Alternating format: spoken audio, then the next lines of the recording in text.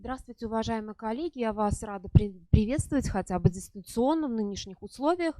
И сегодня мое выступление будет посвящено проблеме использования интеллект-карты при подготовке к итоговому сочинению. И я остановлюсь немножечко на теории, но и на практике. Нужно сказать, что у нас уже наш центр проводил неоднократно подобные семинары по подготовке к сочинению. И я выступала, рассказывала о различных технологиях. И надо сказать, что вот именно использование интеллект-карты, оно как-то осталось немножечко в стороне, что ли. Я больше останавливалась на риторической модели. Но вот в современных условиях мне кажется, что именно вот эта технология, она наиболее востребованная, что ли, и во многом, и продуктивная. Но прежде всего обратимся к понятию интеллект-карты. Надо сказать, что вообще существует несколько терминов, которые называют вот это явление, что ли, технологию. По-русски это звучит как интеллект-карта, также используют и транслитерацию с английского mind map на сегодняшний день очень широко, или иначе ментальная карта. Ну вот на данном слайде вы видите один из, с такой общую схему ментальной карты, ну и рассмотрим, каково действительно интеллект-карта. Это схема, предназначенная для визуализации информации при ее обработке человеком. И это самое общее определение. И надо сказать, что интеллект-карта используется в самых разных областях, и это в том числе и образование и обучение. И надо подчеркнуть, что можно использовать интеллект-карту как при обработке большого объема информации, например, это параграф учебника или лекция, но и вместе с тем и в обратном, так сказать, направлении при собственной разработке той или иной проблемы. Какие здесь есть преимущества при использовании интеллект-карты? Давайте попробуем вот эти преимущества разобрать по отношению к итоговому сочинению.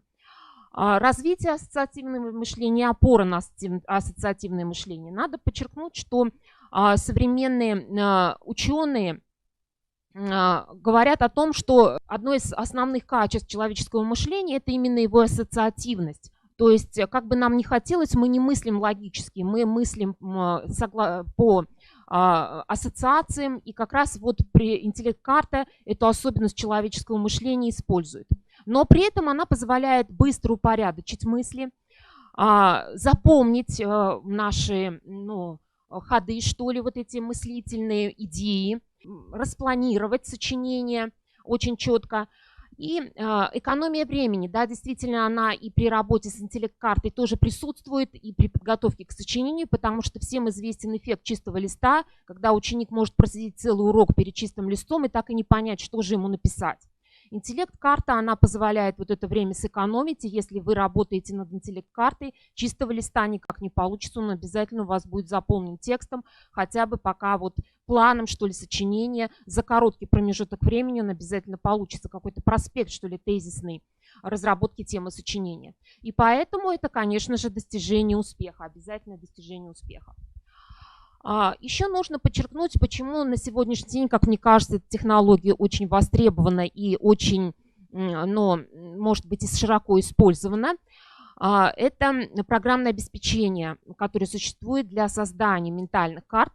И действительно сегодня есть много онлайн-сервисов, они разные, многие из них платные, конечно же. И они позволяют создать вот такое очень красивое цветное древо.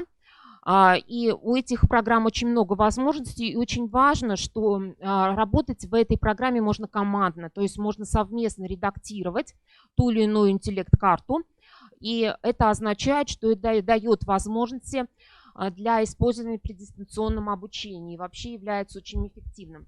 Но я вам вот демонстрирую скриншот одного из подобных сервисов, называется он Miro, но тут сложно сейчас, вот это тема отдельного семинара, как этими сервисами пользоваться, и поэтому мы сегодня как бы оставляем это за скобками для самообучения. Существует много роликов, что ли, посвященных тому, как работать с этими программами. Это пока такая для вас идея, что ли, которую действительно можно использовать. Хотя, конечно же, можно использовать просто возможность PowerPoint есть там такая опция вставки Smart Art фигур, которые по сути являются ментальными картами, то есть готовыми моделями уже ментальных карт. Разработаны определенные этапы составления интеллект-карты, но не все они обязательны в данном случае, потому что, в частности, мозговой штурм, определение базовой темы уже есть. Для нас это сделали разработчики FIPI, те, кто разрабатывал основные темы и направления итогового сочинения. Далее выделяются основные понятия, ключевые, которые связаны с этой темой. Они устанавливаются в определенной иерархии, то есть, как правило, интеллект-карта формируется от общего к более частному. Это вот такая логическая иерархия, которую необходимо установить. Ну и последний этап – это уже конкретизация, то есть когда каждый отдельный пункт наполняется уже определенным содержанием. И более конкретно пошаговой инструкции я возвращаюсь вот к тому слайду, той картинке, общей схеме ментальной карты, которая была в самом начале презентации. Действительно, первоначально в центре листа можно и письменно от руки делать ментальную карту. Располагается основная тема, идея. Здесь можно сформулировать действительно идею, которая будет развиваться в сочинении. Можно расположить и само тематическое направление. Далее отводятся ветки. Лучше работать разными цветами для того, чтобы карта хорошо запоминалась. Цвета также могут маркировать какие-то эмоциональную оценку, что ли, то развитие темы в положительном ключе или негативном, да, там черный, допустим, красный или какие-то другие цвета. И затем простраиваются несколько уровней. Как вы видите, это темы и подтемы. Ну и считается, что карта достаточно 3 уровня в ментальной карте, 3 уровня развития темы, подтем. Этого вполне достаточно. Ну и демонстрируется связь между понятиями, это тоже важно. То есть внутри подтем тоже могут быть какие-то переходы, что ли, связи, вернее сказать. И несомненное достоинство применения интеллект-карт при подготовке к итоговому сочинению. Прежде всего, очень быстро набирается круг слов и понятий, которые необходимы для разработки данной темы. Не случайно наши коллеги, филологи, которые преподают иностранные языки, очень активно используют интеллект-карты, потому что одна интеллект-карта может включать в себя порядка 100 лексических единиц для разработки той или иной темы. Но, к сожалению, современные носители русского языка, даже носители русского языка, испытывают сложности в подборе слов. Не все учащиеся, лексика не всех учащихся богата. И, как правило, сочинения изобилуют тавтологией. И как раз вот работа над интеллект-картой позволяет расширить словарный запас. Также это позволяет многоаспектно рассмотреть проблему. Сейчас мы с вами посмотрим, как это может получиться. И уже сам ученик может понять, какие же варианты вот данного направления тематического он может получить непосредственно на экзамене. То есть какая же будет действительно тема возможная и как она может повернуться неожиданным образом. Это, конечно же, креативность и несомненная самостоятельность. Нигде нельзя в интернете скачать интеллект-карту как сочинение готовое. Да? Вы нигде не можете взять уже готовую схему вот по данному тематическому направлению. Если вы дадите задание ученику составить интеллект-карту, он, естественно, вынужден будет сам сесть ее составить, потому что ее просто неоткуда взять. У него неизбежно появятся свои собственные мысли, и неизбежно за этим может последовать оригинальный текст, не взятый из интернета. Также, как я уже говорила, это возможности дистанционного обучения, использование онлайн-сервисов с командной работой. Но здесь есть, конечно, проблема самообучения, да, потому что, собственно, наши обучающиеся очень активно овладевают самыми различными цифровыми технологиями, и даже, возможно, они будут более продвинуты в этом вопросе по сравнению с нами, к сожалению. Ну и интересно, что когда простраивается интеллект-карта, сразу же высвечиваются тематические связи между различными направлениями итогового сочинения, то есть мы можем увидеть, как связано мое, допустим, я и другие, и время перемены или какие-то другие темы.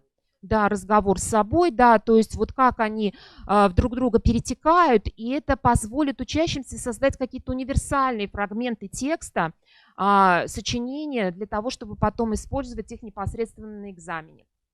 Рассмотрим алгоритм работы по тематическим направлениям итогового сочинения вот этого года. Как же работать по конкретным темам. Я вам уже показала общий такой алгоритм, что ли, работы над интеллект-картой, но это алгоритм для любой сферы деятельности, да, начиная от бизнеса и заканчивая образованием. Но вот их можно немножечко подкорректировать по отношению к нашей вот такой узкой задаче подготовки к итоговому сочинению. Возьмем для примера тематическое направление «Я и другие».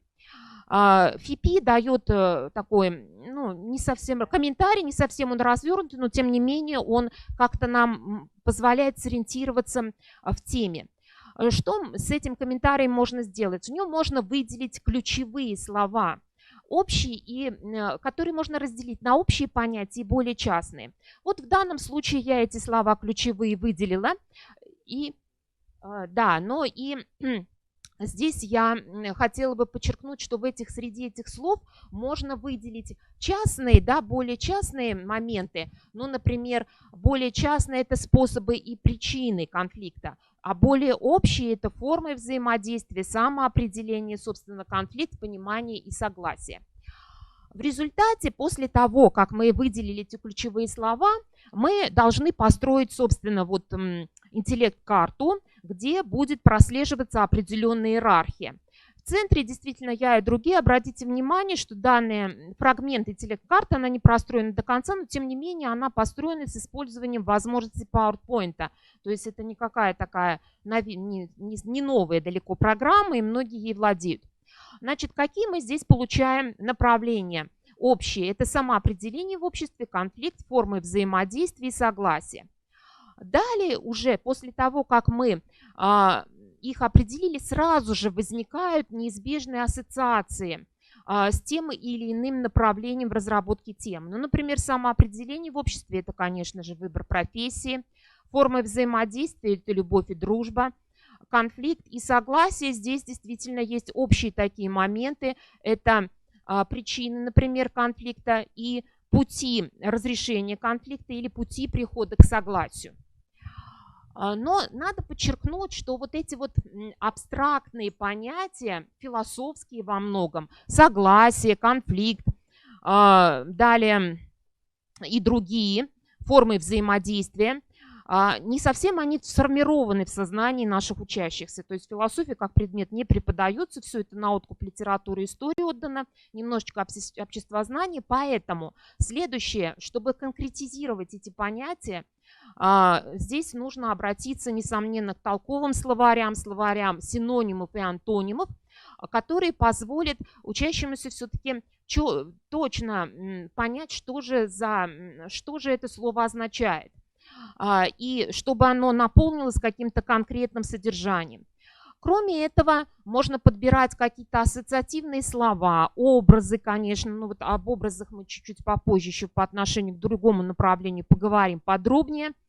И после того, как эта работа проведена и создан целый перечень каких-то таких слов, которые связаны вот с этим направлением, можно уже простроить вот такой фрагмент интеллект-карты.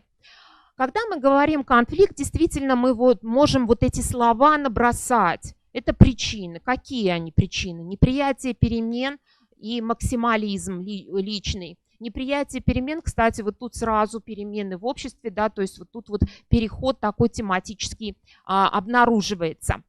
Какой может быть конфликт? Трагический, нравственный, комический, драматический, идейный. Вы это можете дальше продолжить. На самом деле здесь не все слова, которые не весь ряд слов. Последствия, конечно же, тоже не все обозначены, но основные. Одиночество, столкновение, победа или поражение. Формы – это бунт героя, как, например, в Дубровском, или Пушкина, или бегство героя, или внутренний протест. И пути к согласию – это приспособление или компромисс. И после того, как вот следующий этап, после того, как, ну, собственно, вот уже вы знакомились с примерами произведений, да, литературных, вернемся обратно вот к этому слайду. Действительно, вот распределив эти слова, далее следующий, четвертый этап – это уже конкретизация. То есть, а где мы увидим идейный конфликт, на каких примерах мы можем его рассмотреть? Это Базаров и Кирсанов. Где мы можем увидеть приспособление как скрытие конфликта между личностью и обществом? Это Ионыч, который вот как бы согласился с путем успеха, который предлагается обществом, ну и по сути утратил свои личностные качества. Ну и так далее. Здесь приведены примеры, но они, конечно же, могут быть существенно расширены, несомненно, и вы можете предложить учащимся, допустим, вот эту схему, ну, что-то закрыть, да, что-то убрать и предложить им самим заполнить, конкретизировать какие-то отдельные фрагменты. Теперь давайте попробуем приложить вот данную схему к конкретным примерам тем. Да?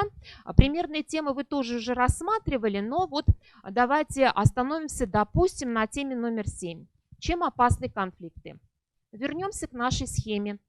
И здесь мы видим, что действительно эту тему, обратившись к интеллект-карте, мы можем легко раскрыть. Это последствия. Да? Чем опасны конфликты? Возможным одиночеством, как это произошло с Чацким, или последствия конфликтов. Это у кого-то победа, но вопрос тоже, какой ценой. Да? Для кого-то поражение, это смерть, как в случае столкновения Онегина и Ленского, казалось бы, ну, из-за пустяка, да, не стоящая причина, не такой конфликт, пустой, что ли, во многом. Или это может быть вынужденное столкновение, да, последствия, когда необходимо отстоять свою честь. И этому масса примеров в русской литературе. Я вот здесь просто обозначила поединки чести. Здесь можно вспомнить и Пушкина, и Куприна, и Лермонтова. Да, здесь целый ряд авторов тоже вот эту тему поединков чести разрабатывали мы уже не один год, и вы, и мы как методисты, и вы как методисты. И здесь масса материала. То есть вы видите, что вот мы как бы обращаемся к той или иной теме, и мы уже с нулем, как говорится, с пустым листом не останемся, и довольно-таки быстро мы можем начать разрабатывать, развертывать ту или иную тему. Так, ну и перейдем к следующему моменту. Это фрагменты интеллект-карты по направлению, возможно, самому сложному, вызывающему много споров, между прошлым и будущим, портрет моего поколения. Опять же, обратимся, здесь можно на самом деле не жестко следовать вот тем этапам работы над интеллект-картом, о которых я говорила. Я предложу несколько фрагментов разных интеллект-карт, как может вот быть разработано данное направление. Во-первых, если мы с вами обращаемся к рекомендациям ФИПИ, то мы здесь сразу обнаруживаем несколько противоположных понятий. Это прежде всего прошлое и будущее. Да? Еще ключевые слова сходства и различия, которые могут тоже нас натолкнуть на пути развития темы. Итак, прошлое и будущее. Между прошлым и будущим, естественно, настоящее. Но в данном случае интеллект-карта выглядит внешне несколько иначе. Я просто взяла другую смарт-арт-фигуру, но все равно в центре наша тема «Герой времени» настоящее. И исходя из рекомендаций ФИПИ, герой времени оказывается между действительно прошлым и будущим. И здесь можно действительно разрабатывать эту тему, опираясь на сравнение между героями, которые были созданы в литературе XIX и XX века. Здесь они представлены: Онегин, Печоров, Базаров, Павел Корчагин. И герои, которые присутствуют в романах-антиутопиях Замятина, Хаксли, Оруэлла. Все эти герои рационалисты, И если мы вот в этом сопоставлении будем рассматривать современного героя времени, то мы обнаружим, что, конечно же, наш современник в большей степени рационалист, да, он не пойдет, скорее всего, на поводу своих чувств. И интересно, вот тут такая современная тенденция, что современный человек, с одной стороны, глубоко индивидуален, он как бы склонен к рефлексии, анализу своих чувств, но анализируя эти чувства, он часто впадает в крайнюю вот, что ли, степень рефлексии, и здесь как бы привлекает больше рациональное, что ли, чем эмоциональное. И как раз вот эту вот победу разума над чувством Замятин в своем романе «Мы» хорошо демонстрирует. И вот интересно, насколько же мы приближаемся к этим героям антиутопий. Сегодня об этом можно порассуждать в сочинении. Но вместе с тем хорошо в данном случае использовать и визуальный ассоциативный ряд. Как мне кажется, он очень продуктивен для разработки данной темы, потому что для сегодняшнего поколения очень характерна визуализация самого языка, да, то есть использование каких-то образов, схем вместо, в качестве, вернее, языковых единиц. И вот данный слайд, озаглавленный цитатой из знаменитой песни советского времени «Из чего же сделаны наши мальчишки или девчонки». И действительно, обучающимся, вернее, можно предложить ответить на этот вопрос, используя самые разные средства или обратившись, допустим, к этому слайду, который бы они могли бы, возможно, сами продолжить. Но вы видите, что здесь вот эти визуальный ряд таких символов, которые наполнены совершенно определенным содержанием для современного поколения. Это лайк, облачное, да, хранение, геолокация, Wi-Fi, тренд, хэштег и так далее. И вместе с тем мы получаем целый ряд особых языковых единиц, которым пользуется современное поколение. Также можно вот использовать данные статистические, инфографики. Современное поколение называют поколением Z. И социальные исследования показывают, что действительно интересно этому поколению и к чему они стремятся. Ваши обучающиеся могут либо узнать себя в этом образе, нарисованном вот социологами, либо наоборот от него как бы оттолкнуться и какие-то контраргументы предложить. Ну и перечень социальных сетей, да, которые тоже являются формой вообще являются очень важной сферой жизни современного молодого человека и формой общения. Создав этот визуальный ряд, и я думаю, что если вы обратитесь с этим вопросом к своим учащимся, они его продолжат и очень дополнят интересно. В то же время вопрос, как организовать нам сочинение, да, как организовать рассуждение. И вот я предлагаю опереться на ту модель, которая дана в русской литературе XIX века. И не надо думать, что я предлагаю построить сочинение только на жизненном материале. Этого, конечно, требования не позволяют. Но в сопоставлении, кстати, в рекомендациях ФИПИ как раз так и сказано: обнаружьте сходство и различия с предшественниками. Достаточно же привлечь только один художественный текст. Вот как раз сопоставляя с предшественниками, мы можем создать образ нашего современника. Допустим, я взяла Базарова как образ наиболее хрестоматийный, много уроков посвящено, как-то характеристика Базарова очень хорошо представлена во всех учебных пособиях, и часто к нему уже обращались, и здесь легко выделить как раз способы характеристики героя. Это внешние черты, система взглядов, деятельность, черты характера, язык.